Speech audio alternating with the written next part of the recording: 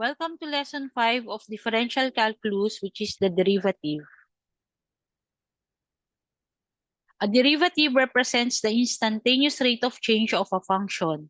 It essentially measures how a function's output changes with respect to its input, often visualized as the slope of tangent line to the function's curve at a specific point. The process of finding the derivative is called differentiation. Bale, ang derivative lang, in short, it's the rate of change ng function. So, we get the rate of change of the output with respect to the input. If we are going to denote that rate of change, this is delta y all over delta x. Or commonly, this can be y sub 2 minus y sub 1 all over x sub 2 minus x sub 1, which is also the equation for getting the slope of tangent line to the function's curve at a specific point. Okay? The process of finding the derivative again is called as differentiation. So, bali kung kumukuha tayo ng derivative, para na rin tayong kumukuha ng tangent slope.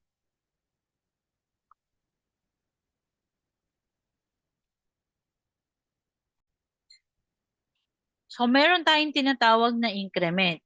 If the variable x changes from one fixed value of x1 to another of x2, the difference between x2 minus x1 is called the increment of x. So, the increment of x may be positive, so that's increment, or negative, that would be decrement, and is denoted by delta x. Similarly, delta of y denotes increment of y, and delta of f of x, increment of f of x. So the notation of derivative is d of y all over d of x, or that can be written as limit of delta y all over delta x as delta x approaches 0, or can be written as limit of f of x minus delta of x minus f of x all over delta of x as delta of x approaches 0. Other notations are dx of y, dx of f of x, y prime, f prime of x, and d of x of f of x.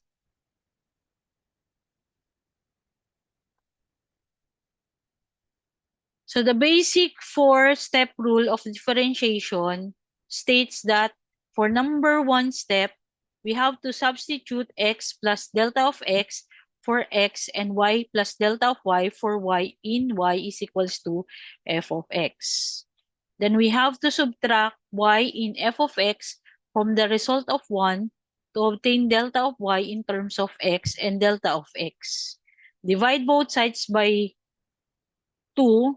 Divide both sides of number 2 by delta of x, and then number 4, find the limit of number 3 as delta of x approaches 0. So, paano ba natin ginagamit itong 4-step rule of differentiation? So, let's say, for example, we are asked to find the derivative of y is equals 1 all over x plus 1 for any value of x and for x is equals to 2.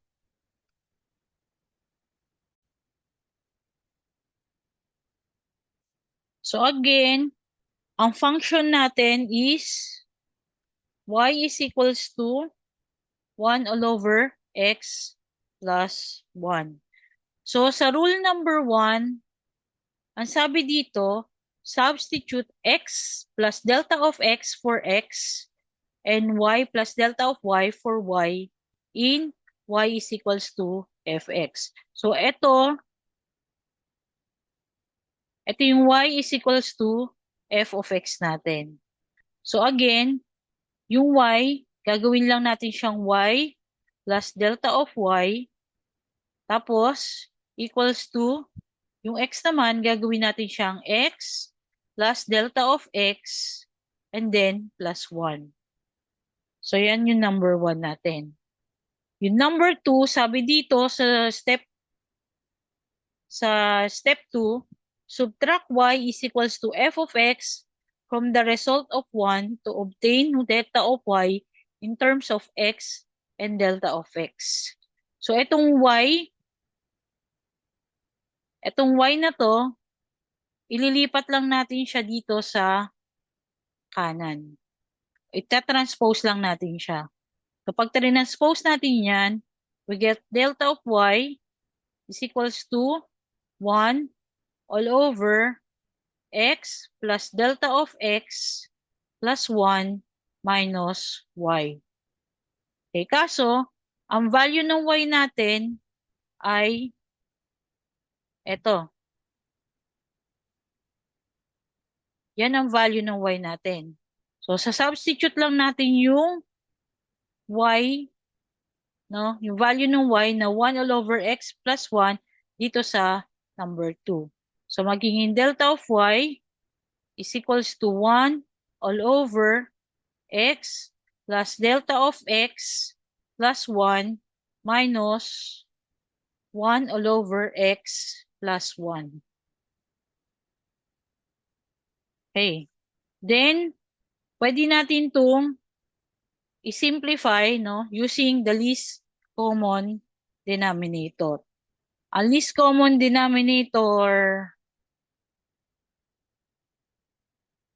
nito at saka nito would be x plus delta of x plus 1 times x plus 1. Kasi wala namang common sa kanilang dalawa. No? So, rewriting the equation, we get delta of x, then the least common denominator of x, quantity x plus delta of x plus 1 times quantity of x plus 1. Okay?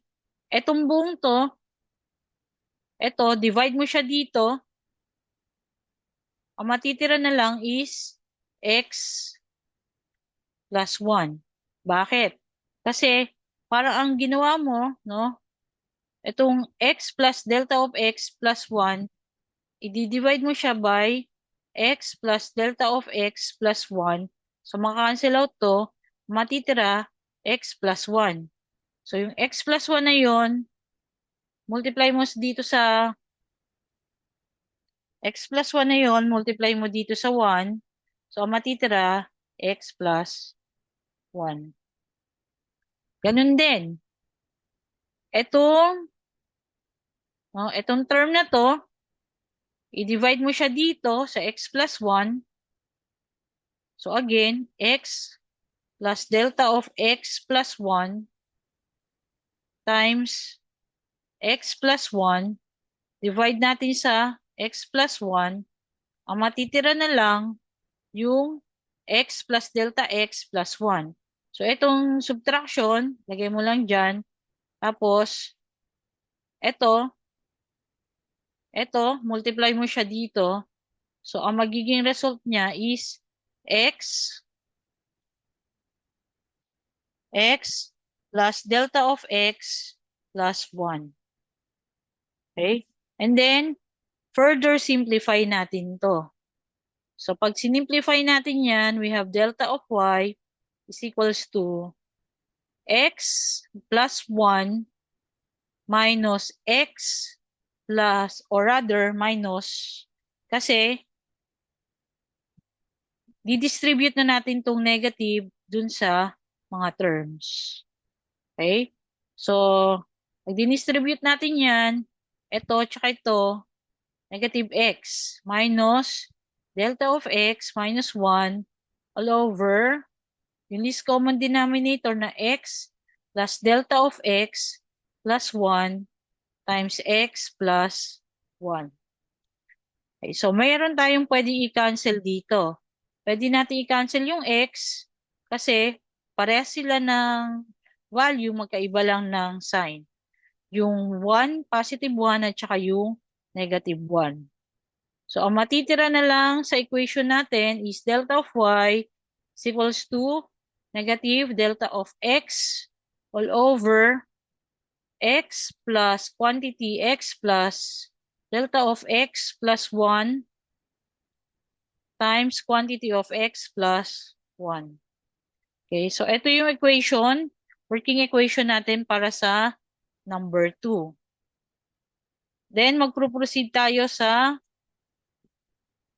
number 3 step. So, number 3 step, divide both sides of the equation number 2 by delta of y. So, yung delta of y, or rather, delta of x. So, ang pagdi-divide, clarification lang, ang pagdi-divide natin is delta of x. So, yung delta of y, divide natin yan by delta of x. Dito sa kaliwa, sa kanan, ganun din, mag-divide din tayo ng delta of x. So, we get sa kanan, negative delta of x all over delta of x times x plus delta of x plus 1 times x plus 1. So, ito, sa kanan, may makakancel. Yung delta of x, magiging 1 na lang yung nasa numerator. Okay?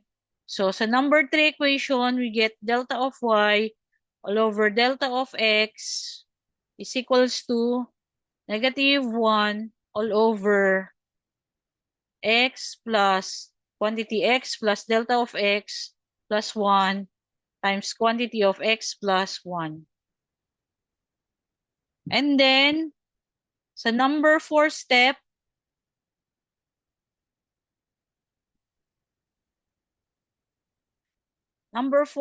sabi dito, find the limit of number 3. Ito, number 3. As delta of x approaches 0.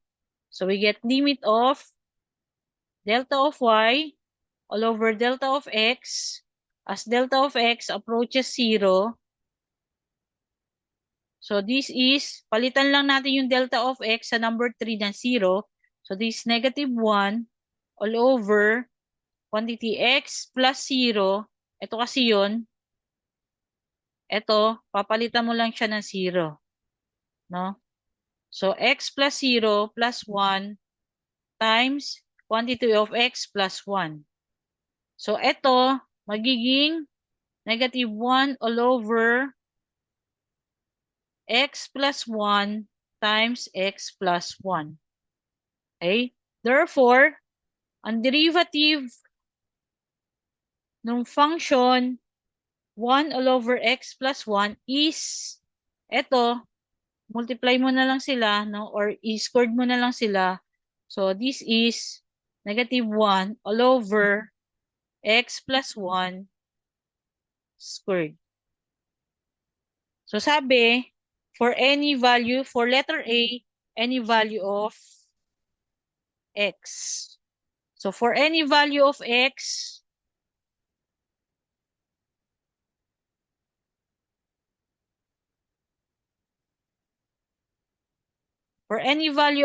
the derivative is negative 1 all over quantity x plus 1 squared. Ito siya.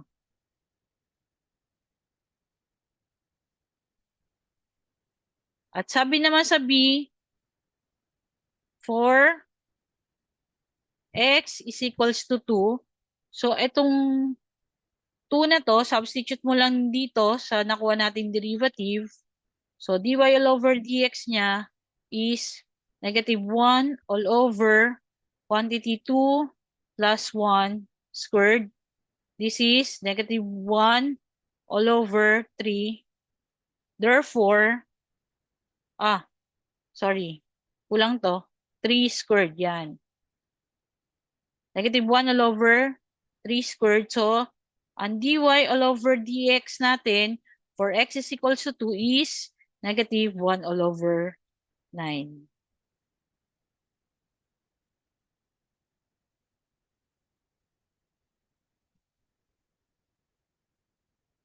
Ayan. So, again, kung babalikan natin yung mga steps, so unang step natin, palitan nyo muna yung y ng y plus delta of y x is palitan din ng x plus delta of x. Tapos, sa rule number 2, transpose natin yung y sa kanan and then kung ano yung value ng f of x natin or nung y, i-substitute natin yun sa y. Tapos, we simplify the equation. After simplifying the equation, nakakuha ka na ng delta of y in terms of x and delta of x. Pwede mo nang i-divide yung delta of x sa both sides. So, may makakancel ka na mga delta of x. Tapos, pag may natira pang delta of x, dun sa right side, no, i-apply mo na yung rule number 4. Rule number 4 is isa-substitute mo yung isa-substitute mo yung 0 sa delta of x. Okay? So, kasi kukunin mo yung limit of delta of y all over delta of x as delta of x approaches 0. Okay? And then, makakakuha ka na ng derivative. So, again, for this problem, ang derivative ng any value of x, that would be negative 1 all over x plus 1 quantity squared. And for x is equals to 2, yung 2, sinubstitute lang natin sa x. So, we get negative 1 all over 9.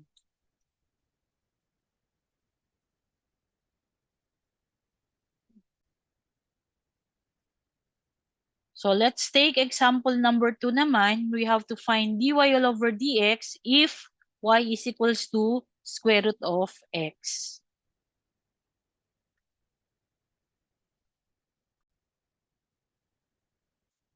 So, again, ang function naman natin for number 2, y is equals to, sorry, rewrite ko lang, y is equals to square root of x. So, sa rule number 1, yung y papalitan lang natin ng y plus delta of y.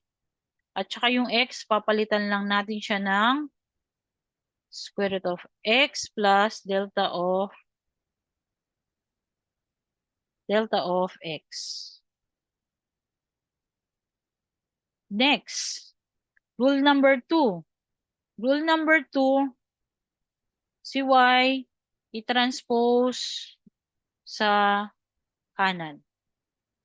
So, we get delta of y is equals to square root of x plus delta of x minus y.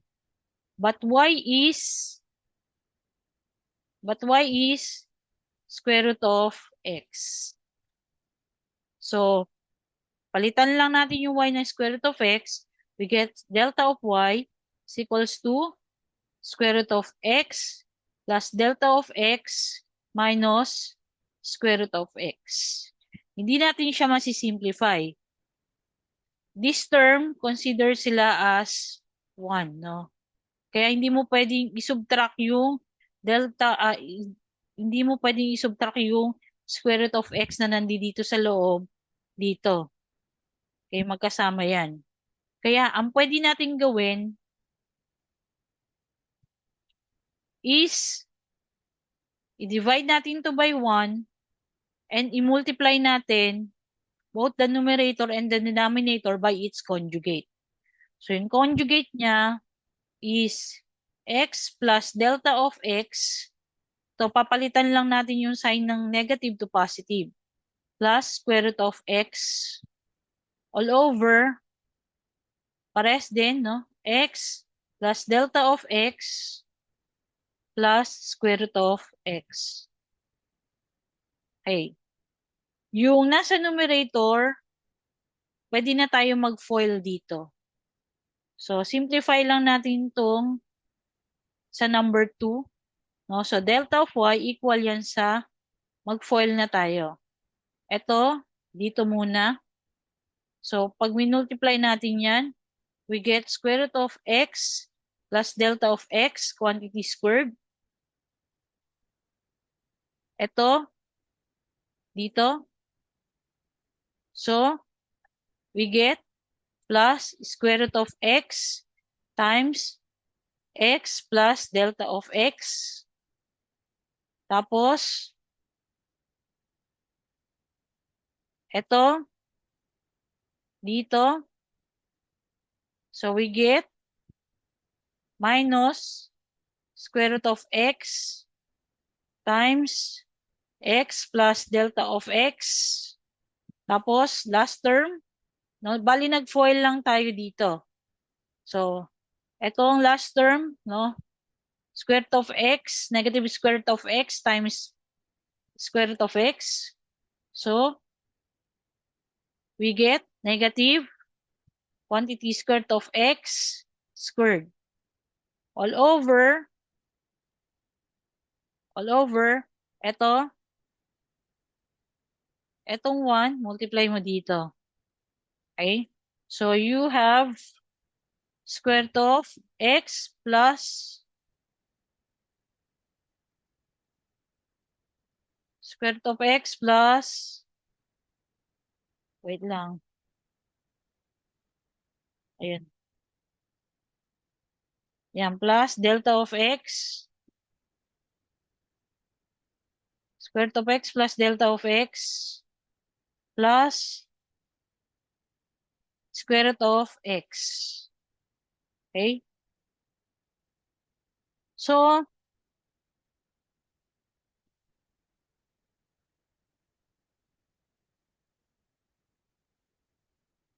meron tayong pwedeng i-simplify dito, i-cancel out. So, ito, pwede nating i-cancel kasi pares naman sila ng term, magkaiba lang sila ng sign. Okay, isang positive, isang negative. Ito rin, yung square root at saka yung squared, no, pwede natin i-cancel na yan. Okay? Square tsaka squared pwede nang i-cancel. So, pag sinimplify natin yung equation, this is delta of y is equals to x plus delta of x minus, and this is x na lang, all over x, square root of x plus delta of x plus square root of x. So, ito, mapapansin nyo, meron pa tayong pwedeng i-simplify dito.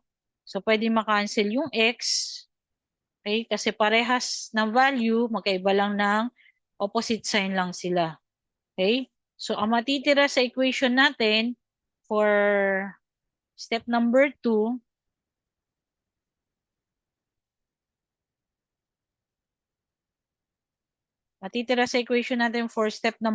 is delta of y is equals to delta of x all over square root of x plus delta of x plus square root of x.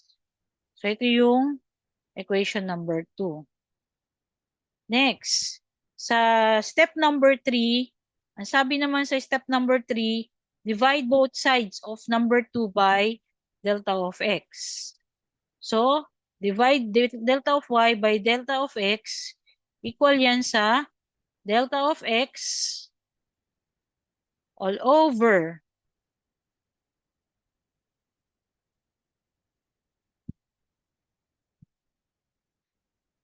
delta of x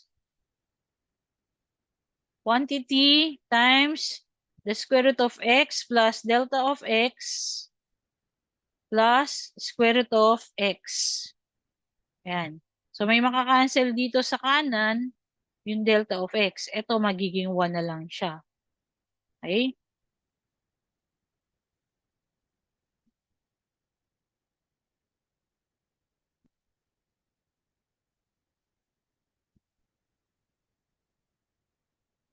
Ay, sorry. Ayan. So, rewrite lang natin.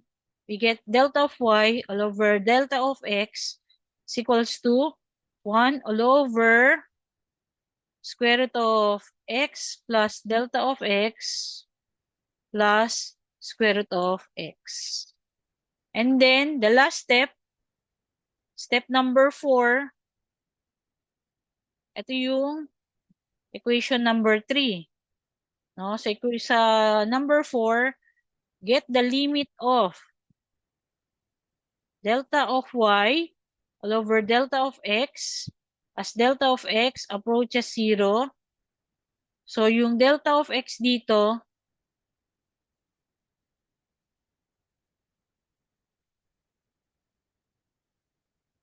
delta of x to So, yung delta of x dito, papalitan natin ng 0. So, we have 1 all over square root of x plus 0 plus square root of x. So, this is 1 all over square root of x plus square root of x.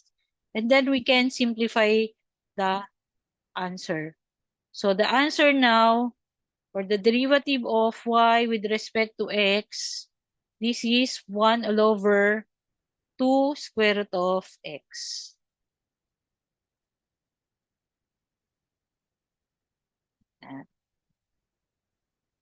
Okay. So ganun lang yung steps natin. So first step, palitan mo lahat ng input with delta. Ganun din yung output with delta. And then number 2, i-transfer mo yung output na walang delta dun sa kanan. Number 3,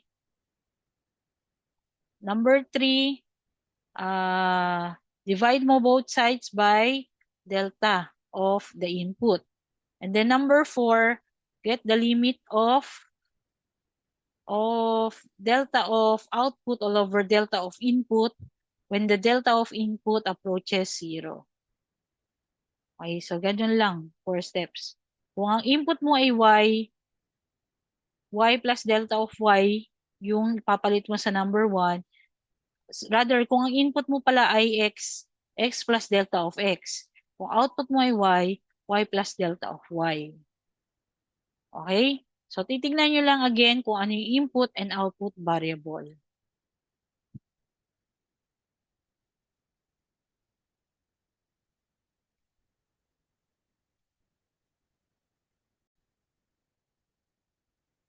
So, yung last example natin for the 4-step rule is differentiate s is equals to t squared minus 2t. Okay? So, again, tingnan mo lang ulit kung ano yung input dito at ano yung output. Ang input dito is yung t, ang output is s.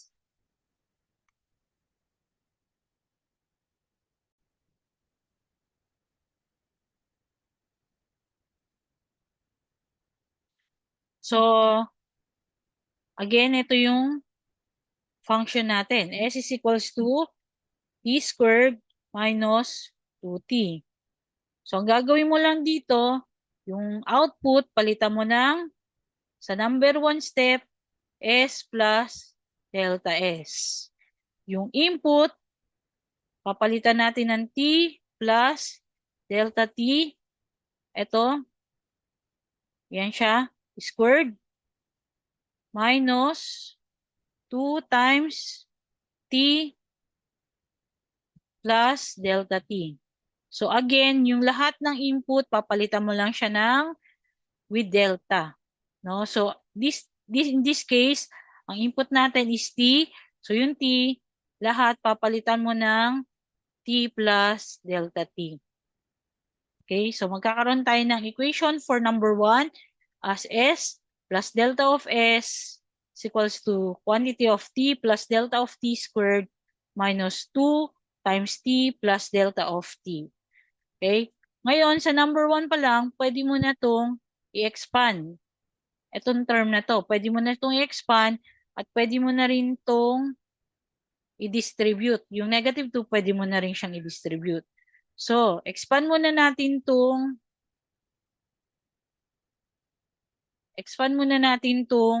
t plus delta of t squared.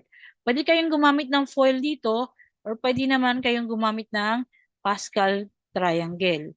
So, we get s plus delta of s is equals to t squared plus 2t delta of t plus delta of t squared. Yan yung expansion niyan. So again, kung FOIL yan, t plus delta of t times t plus delta of t, ayan, ito muna. Ayan. So, makuha mo dito, t squared, tapos, ito, tsaka ito, makukuha natin dyan, plus t delta of t, then, ito, tsaka ito, plus t delta of t, tapos yung last, that is plus delta of t squared. So, simplifying this, we get t squared plus 2t delta of t plus delta of t squared. Yan yun. Pag nag-FOIL kayo. No? So, ito naman, distribute natin yung negative 2. So, yung negative 2 sa t, you get negative 2t, and negative 2 sa positive delta t, that would be negative 2 delta of t. Okay, next. Number 2. Na-simplify na natin, no? Pwede na tayo mag-proceed sa number 2 step. Number 2 step, itong S,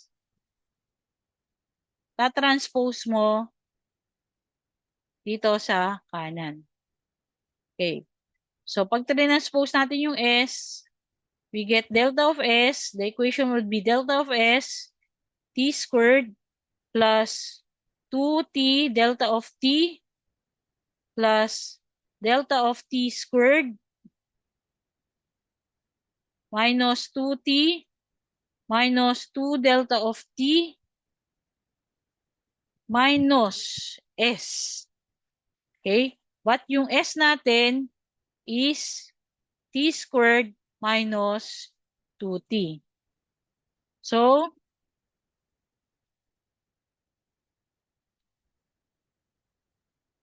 we have to simplify this as delta of S is equals to, or substitute S, no?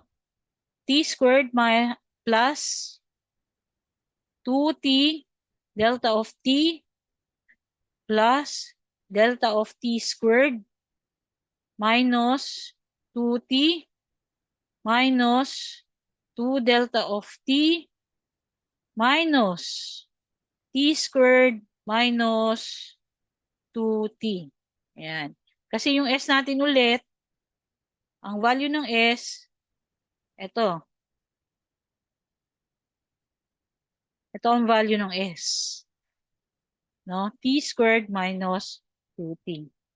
So, yun yung pinalit natin dito sa S.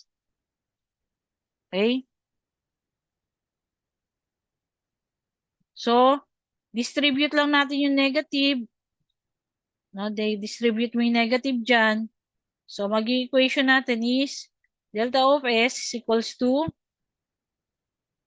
t squared plus 2t delta of t plus delta of t squared minus 2t minus 2 delta of t minus t squared plus 2t.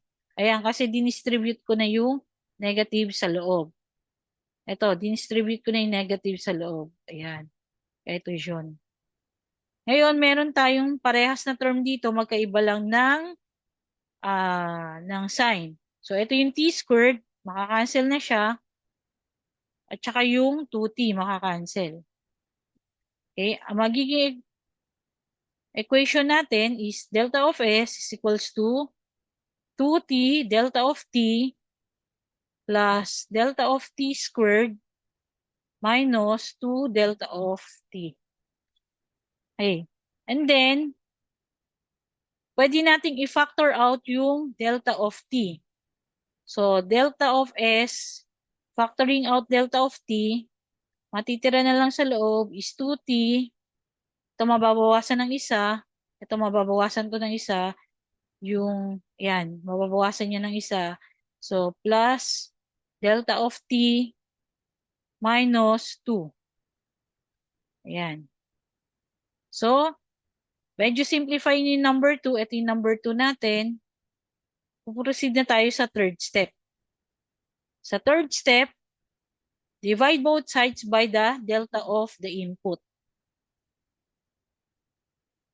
So, yung delta of S divided by delta of T is equals to both sides.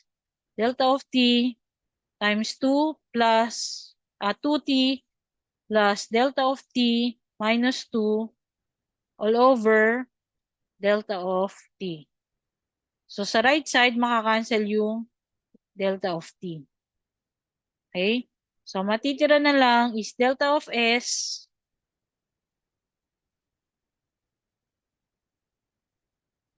all over delta of T is equals to 2T plus delta of T minus 2. So, ito yung equation ni number 3. Okay, and then, proceed tayo sa number 4.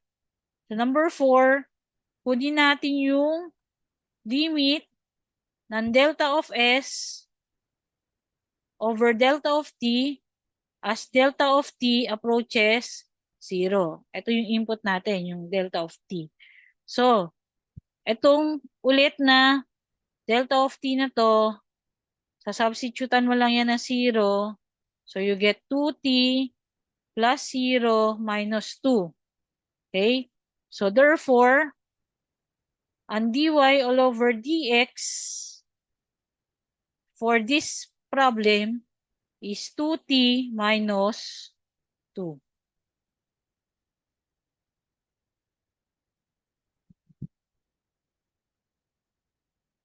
Yan. So, balikan lang natin. Again, kunin mo yung input and output variables. Tapos, pag nakuha mo ng input and output variable, palitan mo lang yung input ng input plus delta of input at yung output plus delta of output. Okay, tapos ilipat mo lang yung output, no, sa kanan, transpose mo lang siya, so matitira sa kaliwa, delta of the output. Tapos, expand mo lang, kung may dapat kang expand, isimplify mo na yung equation mo sa number 2, sa second step. Then, sa third step, divide mo both sides by the delta of the input. And then, simplify the equation. And then, the fourth step, substitute mo lang or get the limit of the delta of the input as it approaches 0. Substitute mo lang yung 0 sa delta of the input. Okay?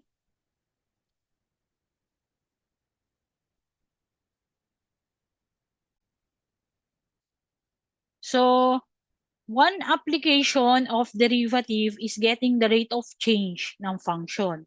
The rate of change indicated how quickly a function's value is increasing or decreasing at a particular point. Okay, let's take for example number 1. Find the rate of change of the volume of a sphere with respect to its radius when the radius is 6 inches.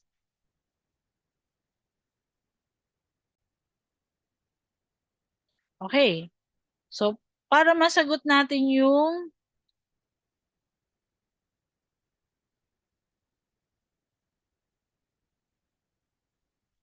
problem number 1 sa rate of change, kailangan muna natin malaman kung ano yung volume ng sphere. So, yung volume ng sphere is given by the equation V is equals to 4/3 pi r cube. Okay, dalawa yung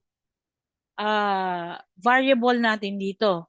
Okay, yung V, ito yung output, yung R, ito yung input. Yung pi dito, constant yan, which has a value of 3.1416. Okay? So, huwag niyong pakialaman yung pi, no? Hindi nyo kailangan yan pagka tayo na ay nag-substitute ng delta. Okay. So, una natin gagawin, base dun sa mga na-discuss natin kanina, yung first step is palitan natin yung input and output with its delta. So, step number 1, this is V plus delta of V is equals to 4/3 pi times R plus delta of R quantity cube. Okay. So, dito pa lang sa number 1, pwede na tayong mag-expand, no? Para makita kaagad natin kung ano yung pwede natin i-cancel out later on. So, expand nyo lang tong R plus delta R cube using Pascal's triangle. So, we get V plus delta of V is equals to 4/3 pi. Tas Pascal's triangle, this is R cube plus 3R squared delta R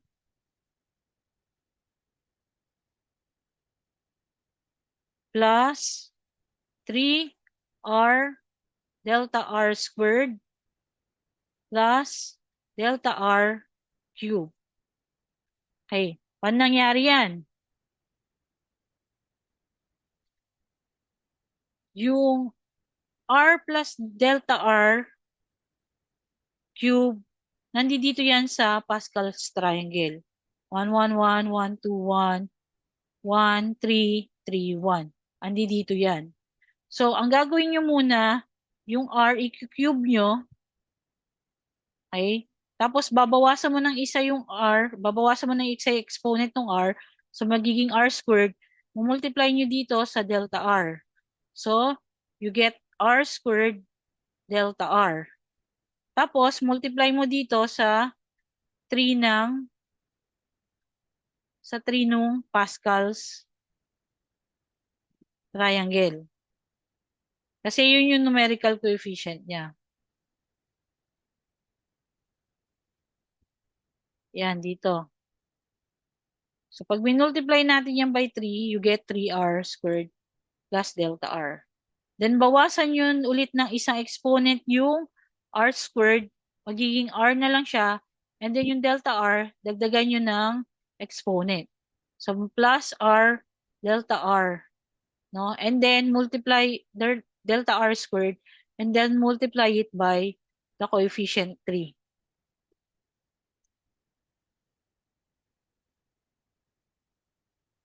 So, you get here 3R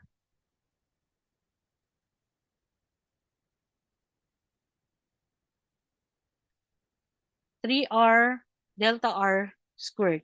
And then the last term is i-cube ninyo yung delta R. So, plus delta R cube and then multiply it by the coefficient of 1 times 1. So, ito ngayon yung expansion niya. R cube plus 3R squared delta R plus 3R delta R squared plus delta R cube. Okay. Then, pwede nating i-simplify pa to, no? Simplify natin tong equation na to by distributing 4 pi sa loob ng expansion natin. So, eto, V plus delta V equal yan sa, ayan, 4/3 pi, 4/3 pi R cube. Dinistribute ko na siya. Okay? And then, this one to this one, makakancel yung 3.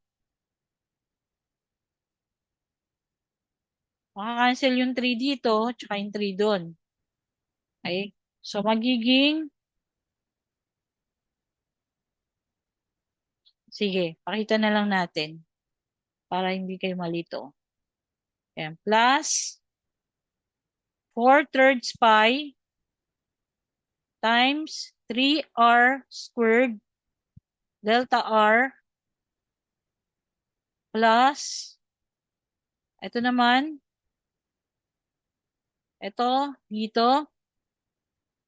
So, you get 4/3 pi times 3r delta r squared plus 4/3 pi delta r cubed. So, ito na yung huling-huling term natin. Ito dito. Ayan. Okay, ayan.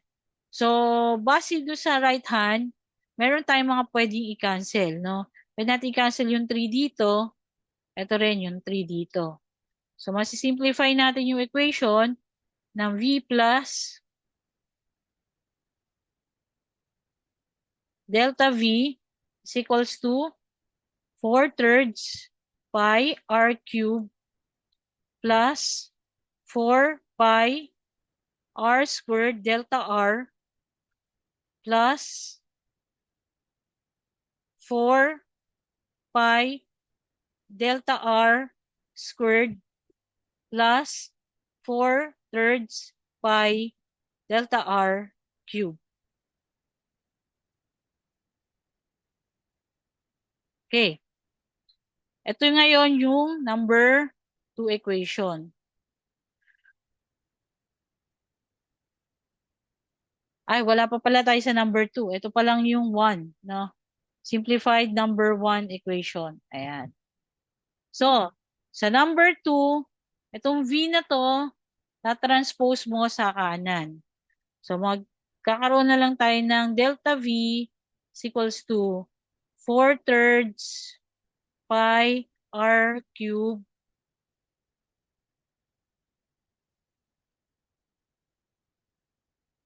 plus 4 pi r squared delta r plus 4 pi delta r squared plus 4/3 pi delta r cubed minus V.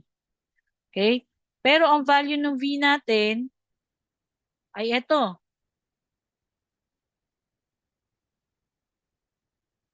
Ito ang value ng V natin. So, 4/3 pi r cubed. So, yun yung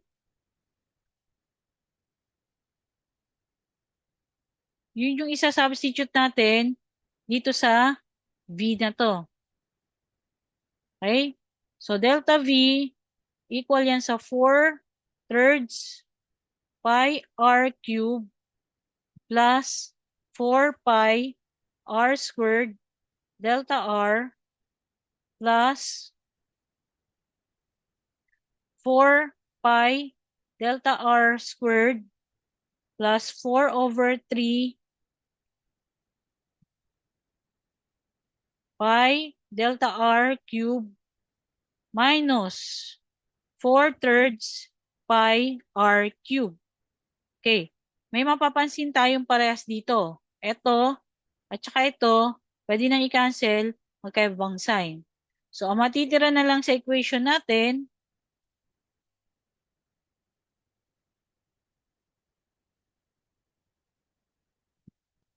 is delta V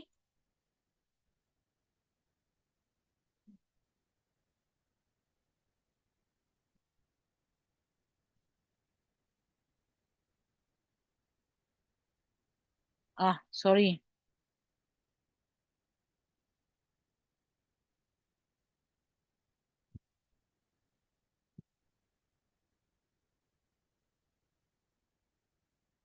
Matitira na lang dyan is delta V is equals to 4 pi r squared delta r plus 4 pi delta r.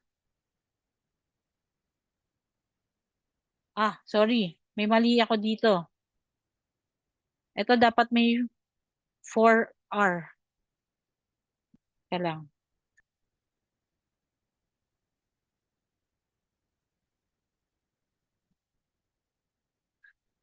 O, tama. Ito dapat may R. Ayan. Ayan. Kasi ito siya. R. No, so, 4 pi R. Yan. So, ito ay 4 pi R. Ito ay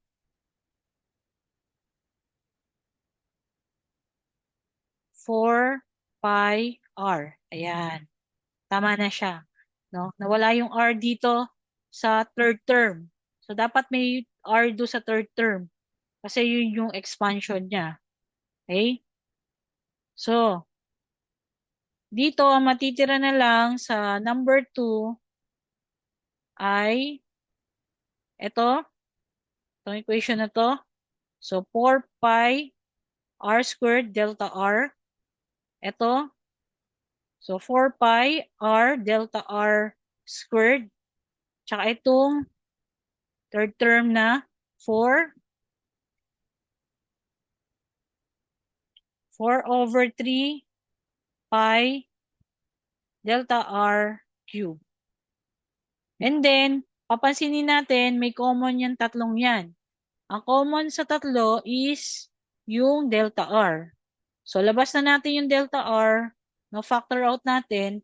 Matitira sa loob, 4 pi r squared plus 4 pi r delta r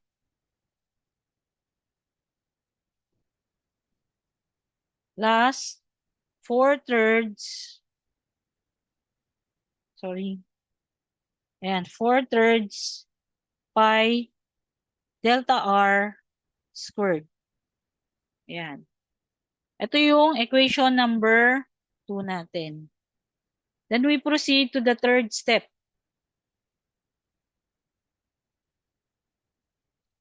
The third step is divide both sides by delta r.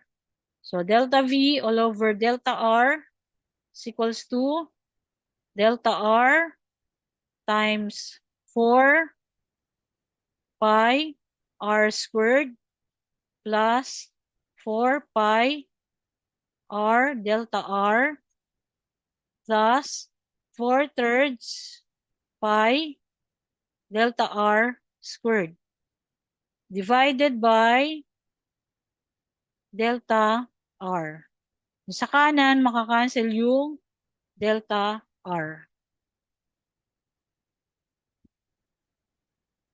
Okay? Ang matitira na lang sa atin, delta V all over delta r is equals to 4 pi r squared plus 4 pi r delta r plus 4/3 pi delta r squared. And then, ito yung equation number 3. And then, sa number 4 step, you get the limit of delta V all over delta R as delta R approaches 0. So, yung lahat ng delta R, papalitan natin to na 0. Ito, magiging 0 squared. Okay? So, this is 4 pi r squared plus 4 pi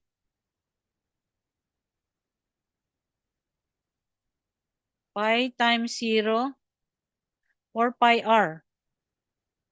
4 pi r times 0 plus 4/3 pi 0 squared. Yan. So, ito, 0, ito, 0. So, matitira sa atin ay yung derivative ng dy all over dx is 4 pi r squared. Kaso sa problem, ang sabi doon, ang radius ay 6 inches. Therefore, itong r natin, papalitan natin siya ng 6. So, yung dy all over dx equal yan sa 4 pi times 6 squared.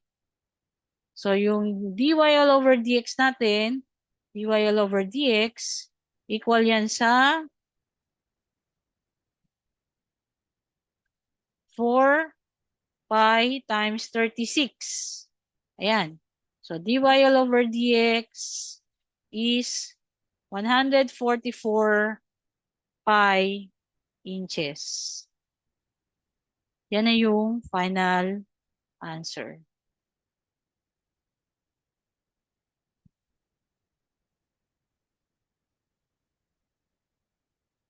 Okay. Okay, so tapos na tayo sa problem 1. Punta naman tayo sa problem 2. According to problem 2, one leg of the right triangle is 3 units. The other is increasing. Find the rate of change of the area of the triangle with respect to the variable side.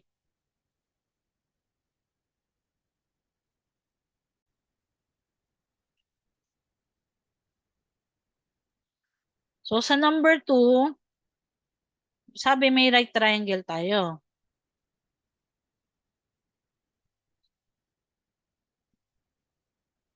Yan. Assume this is a right triangle. So sabi may right triangle tayo, yung isang side is 3 units. Tapos yung isa is variable. So ito, nagmo-move siya, no? Increasing yung value niya. Okay. Ang pinapahanap sa atin is the rate of change ng area ng triangle with respect to the variable side, with respect to x. Okay, so ang kailangan muna nating makita dito or mahanap is ano ba yung formula for the area of triangle. Di ba ang area for the triangle is 1/2 base times height. Okay, dito sa figure natin, makikita natin na yung base, ito yung x. Yung height, ito yung 3. No? So, substitute lang natin yung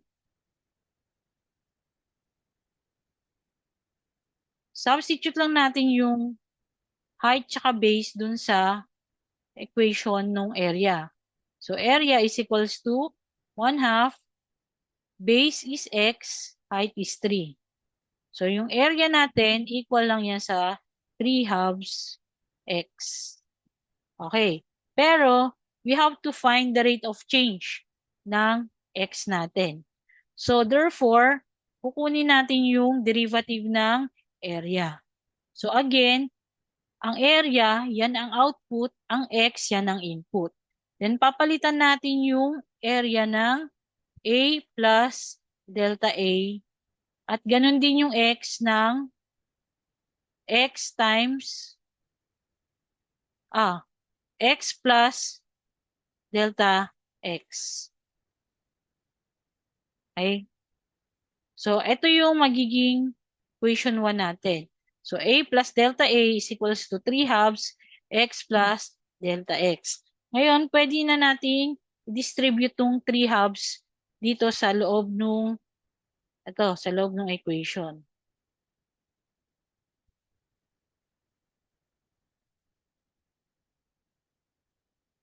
So, magkakaroon tayo dito ng a plus delta a is equals to 3/2 of x plus 3/2 of delta of x. Okay? Ito yung equation number 1. Sa number 2, step number 2, yung a, transpose natin sa kanan. Yan, lagay natin sa kanan. So, magkakaroon tayo ng equation na delta of a is equals to 3/2 x plus 3/2 delta of x minus a. Pero again, ang a natin ay Ito ang A natin. Ayan, 3/2x.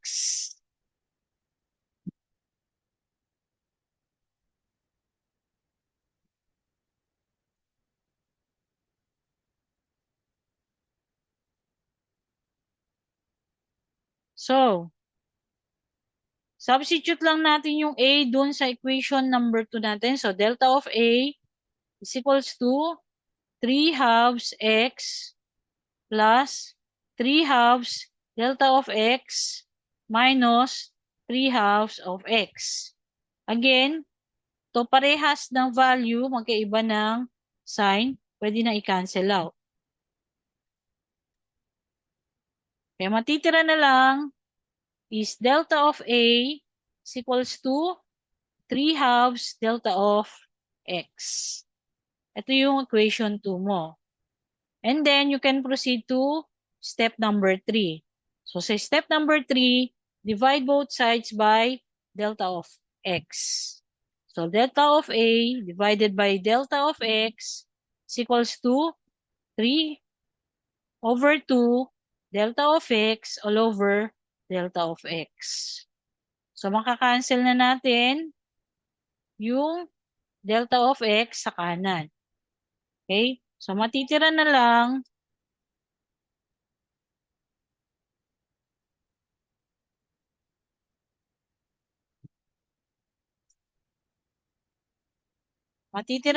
is delta of A all over delta of x is equals to 3/2.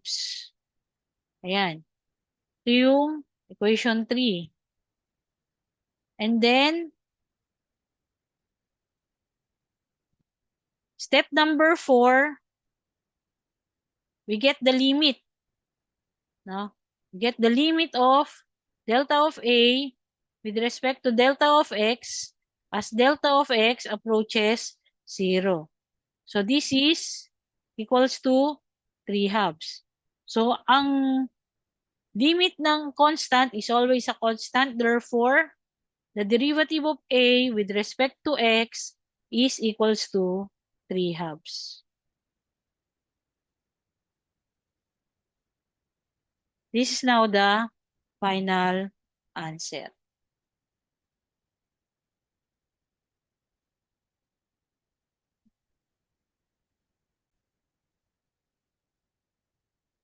Ngayon, isa pang application ng derivative is pagkuha ng slope, tangent, and normal lines. So, yung slope can be defined as the derivative of y with respect to x, or dy all over dx. Or that is also equivalent to limit of delta of y all over delta of x as delta of x approaches 0. So, yung normal, no? Pag kinuha natin yung yung derivative, yun yung slope. Ngayon, yung slope na yun yung tangent slope. Okay, pag kinuha mo yung negative reciprocal,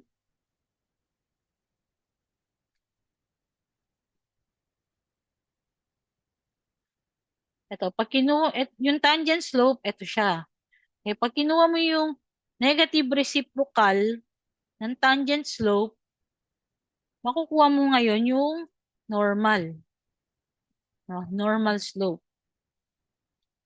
Or the slope of the normal line. Slope of the normal line.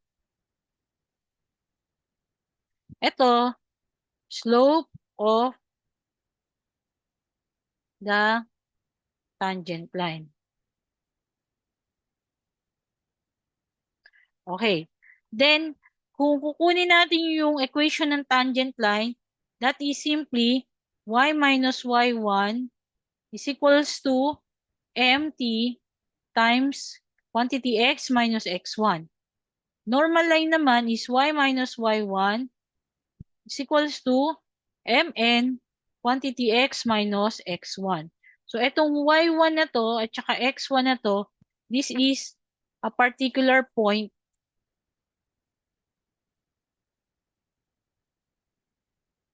on the curve. So, kung meron tayong particular point on the curve, pwede na lang natin i-substitute yon sa y1 at saka sa x1.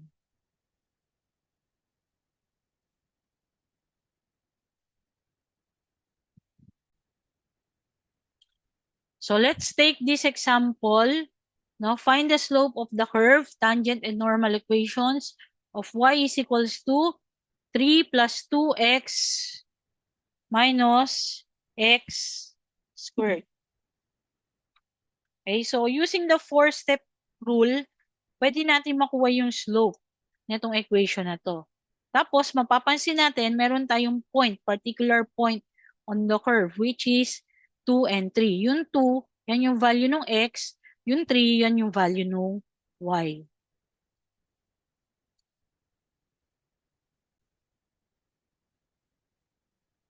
Okay. So again, ang line natin has the function y is equals to 3 plus 2x minus x squared at 2, 3. Okay. So, gamitan natin ng 4 rule. Step 1. Change y to y plus delta y and x to x plus delta x minus quantity x plus delta x squared. Then simplify and expand, no? So delta y, this is y plus delta y is equals to 3. Ito, distribute plus 2x plus 2 delta x minus, expand nyo muna to, no? Huwag nyo munang i-distribute yung negative. So, pag in-expand natin yan, pwede kayong gumamit ng FOIL method again. Pwede rin Pascal triangle. So, this is x squared minus, or rather plus 2x delta x plus delta x squared. Ayan. So, simplify y plus delta y is equals to 3 plus 2x plus 2 delta x minus x squared minus 2x delta x minus delta x squared. Yan yung equation 1. Okay. Step 2.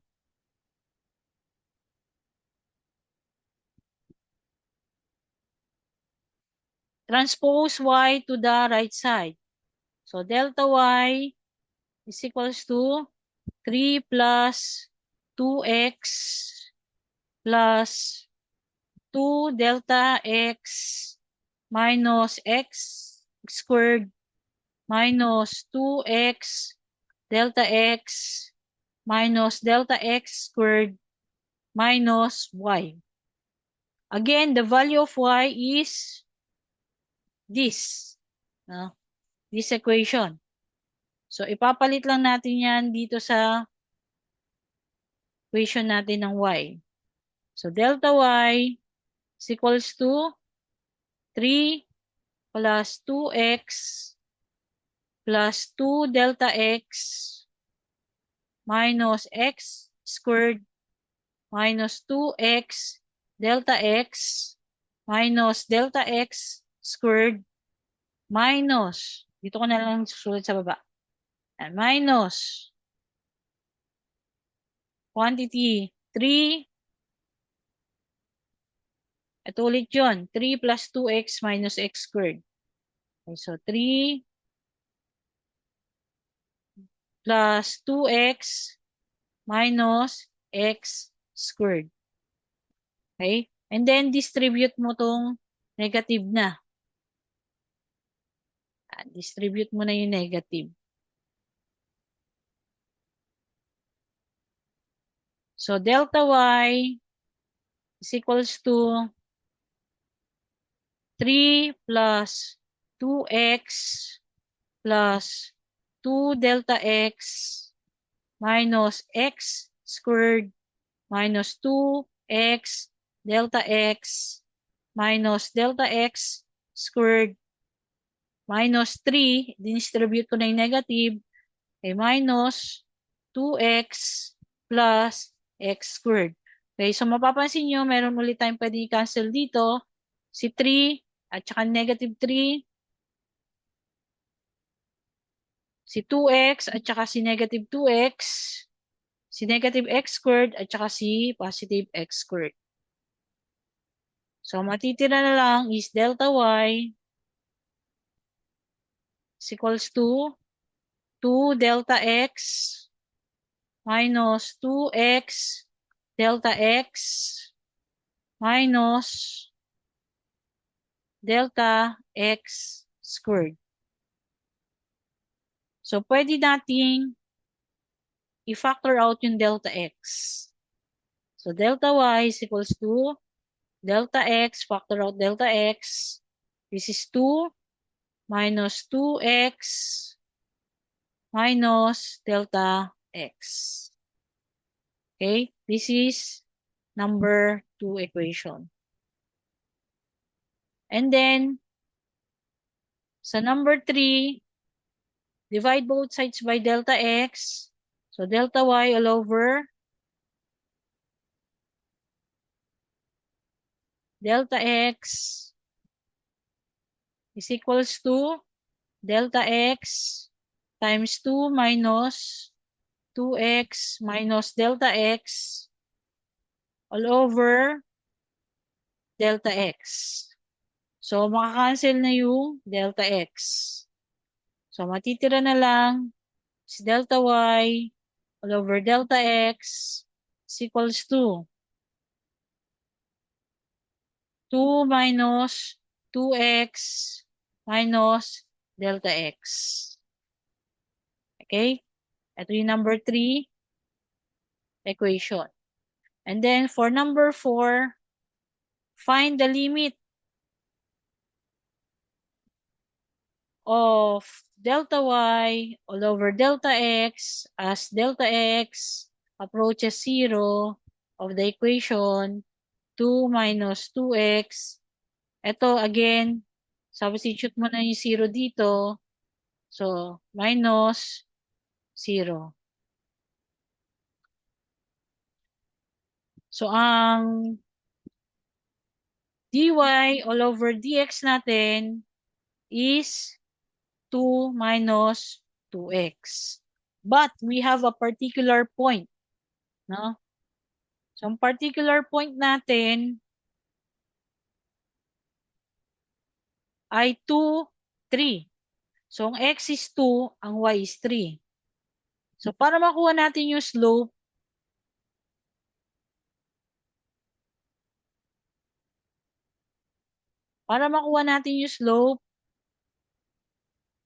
substitute natin yung, kasi 0.23 to. Yan yung particular point natin. So, ito yung x, ito yung y. Okay? So, para makuha natin yung slope or tangent slope, no? Substitute natin yung x dun sa value ng dito sa 2 minus 2x. So, 2 minus 2 times 2. So, ang tangent slope natin is 2 minus 4. This is negative 2. Okay, ang normal slope naman, or slope of the normal line, equal yan sa negative 1 all over the slope of the tangent line. So, yung normal line slope natin is negative 1 all over negative 2. So, the slope of the normal line, equal yan sa 1/2. Itong mga slope na to, yung gagamitin natin to obtain the equation of tangent line and normal line. Okay. So sabi natin, ang tangent line is y minus y1 is equals to mt times quantity x minus x1. Okay? So yung y1 natin, ang value niya ay ito, 3. Ang x1 natin, value niya ay 2. Yun yung point. Okay? So, substitute lang natin yon. We get y minus 3 is equals to negative 2 times x minus 2. Okay? So, we get y minus 3 is equals to negative 2x plus 4. Yung line, no? Yung line has a format of ax plus by is equals to c. So, ganito lang yung gagawin nating format. So, ang gagawin mo ngayon, transpose mo yung negative 2x sa left side. Transpose dito sa left side. Yung negative 3, na-transpose mo naman sa right side. Okay? So, magyayari, we will have the equation 2x plus y is equals to 4 plus 3. Okay? And the final tangent line equation is 2x plus y is equals to 7.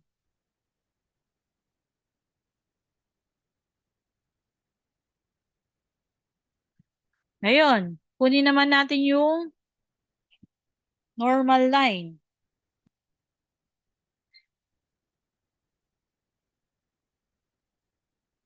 So, yung normal line,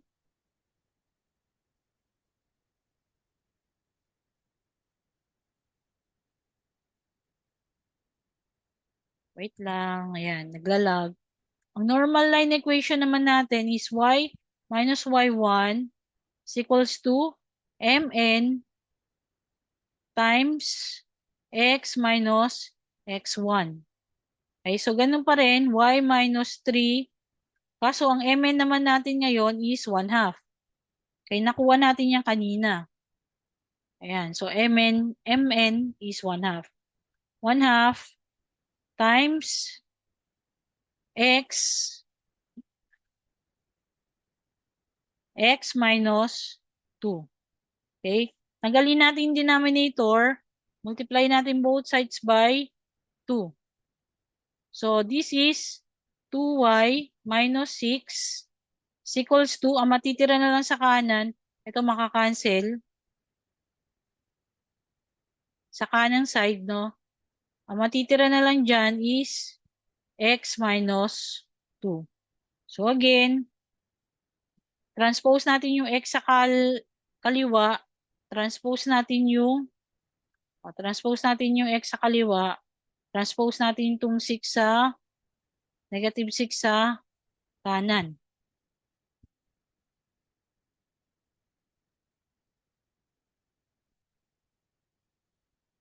Yan. So, we get negative x plus 2y is equals to negative 2 plus 6. Yan. So, this is negative x plus 2y is equals to 4.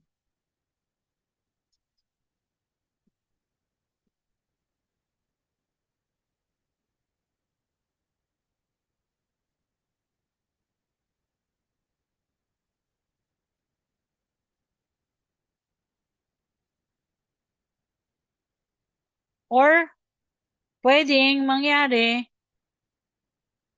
actually, pwede na tong answer na to, pero kung gusto nyo pang i-simplify na yung x is magiging positive, divide natin both sides. Di-divide natin lahat yan by negative 1.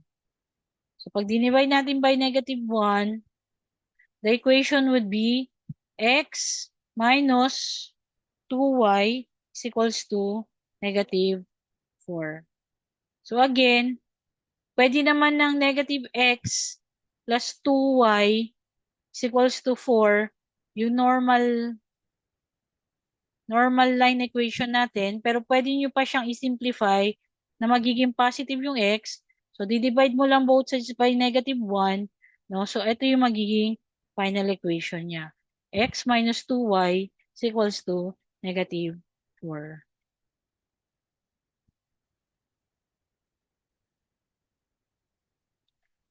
So, isolve nyo muna.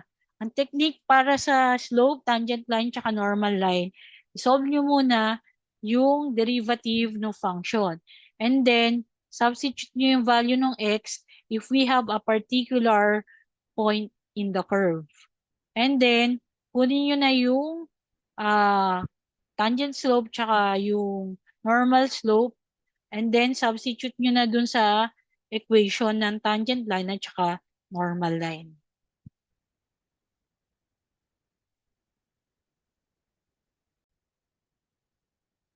Okay, so para malaman natin kung naintindihan nyo ba yung na-discuss natin about four-step rule, we have practice exercises. These are four practice exercises. So number 1 and number 2 are uh, simple functions na kukunin mo lang yung derivative using four-step rule. So number 3, kailangan mong kunin yung slope, tangent, and normal line equations. At sa number 4, kailangan mong kunin yung rate of change ng volume at saka surface area with respect to the length of the edges or the length of the edge. Okay. So, I hope may natutunan kayo uh, sa lesson na to. So, like and subscribe, hit the notification button. Thank you and God bless.